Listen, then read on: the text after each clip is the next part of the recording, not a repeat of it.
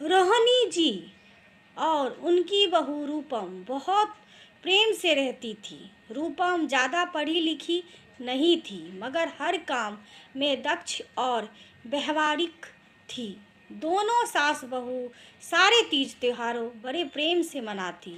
उनकी पड़ोसन मालती जी हमेशा अपनी बहू रीतू के आगे रूपम के गुण का बखान करती थी। मालती और रीतू की आपस में नहीं बनती थी।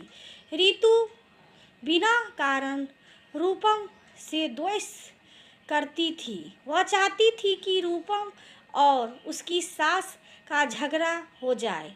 वह अक्सर की तलाश में रहती। रूपम की दो लड़कियां थीं, दीपा और नैना। रूपम के देवर राम का विवाह हुआ। उसकी पत्नी सौम्या पढ़ी लिखी थी, नौकरी कर। उसके ससुर दीनानाथ जी ने कह दिया कि बहू की नौकरी का एक पैसा भी हम घर के खर्च में नहीं लेंगे।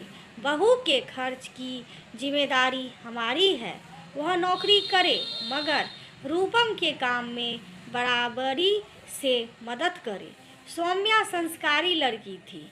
वह सुबह जल्दी उठकर घर का सारा काम करके 10 बजे स्कूल जाती और 5 बजे स्कूल से आने के बाद फिर काम में लग जाती। एक दिन घर में कथा थी। आसपास की महिलाएं आई थी। उनके सामने मोहिनी जी सौम्या की तारीफ कर रही थी। रीतू को अवसर मिल गया रूपम को पट्टी पढ़ाने का। वह किसी बहाने से घर आती या घर के बाहर रूपम को मिलती तो उसके सामने कहती, तेरी सासू जी हमेशा सौम्या की तारीफ करती है।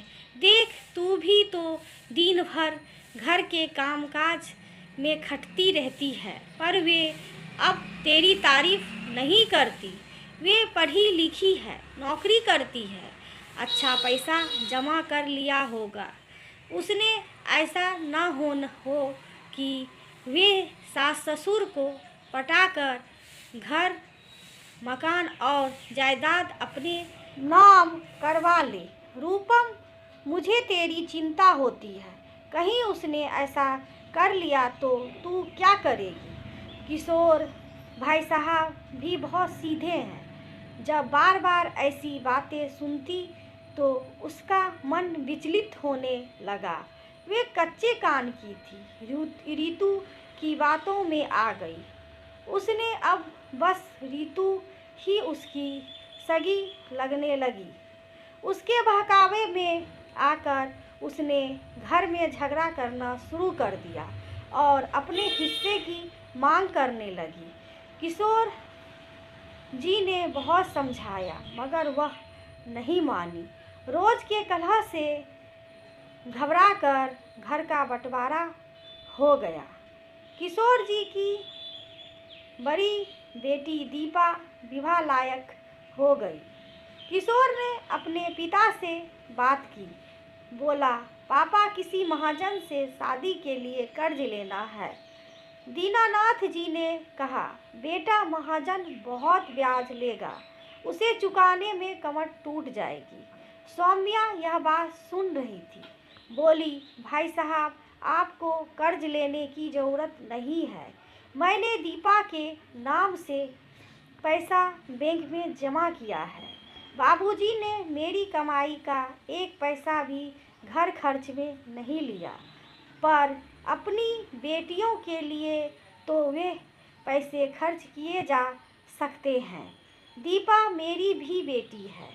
सौम्या की बात सुनकर दीनानाथ जी और किशोर का चेहरा खिल उठा। उन्होंने अपनी बहू की सोच पर बहुत गर्व हो रहा था। सौम्या ने दीपा के नाम से जमा किए पैसों की एफडी किशोर के हाथ में देते हुए कहा, भाई साहब, यह 1 महीने बाद तोड़वा सकते हैं।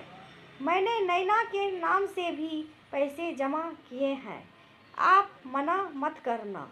भाई साहब, भाई साहब, नहीं तो मैं समझूंगी कि दीपा और नैना पर आप मेरा जरा भी अधिकार नहीं समझते हैं।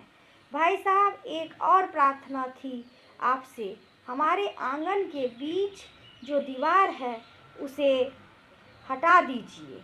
हम अपनी दीपा का विवाह एक साथ मिलकर बड़ी धूमधाम से करेंगे। किशोर जी की आंखों में खुशी के आंसू आ गए। वे बोले, सौम्या, तुमने मुझे बहुत बड़े संकट से बचा लिया। जब रूपम को यह बात मालूम हुई तो उसने अपनी करनी पर बहुत शर्म आई। वह बोली, सौम्या, मुझे माफ़ करना। रितु ने तुम्हारी बुराई की, मैं कच्चे कान की निकली। उसके बहकावे में आकर मैंने घर को 2 भागों में बांट दिया। दीदी, आप माफ़ी ना मांगे, आप बड़ी हैं, जो होना था हो गया।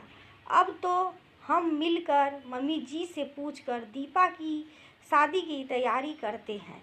घर में फिर से खुशियाँ आ गई थी।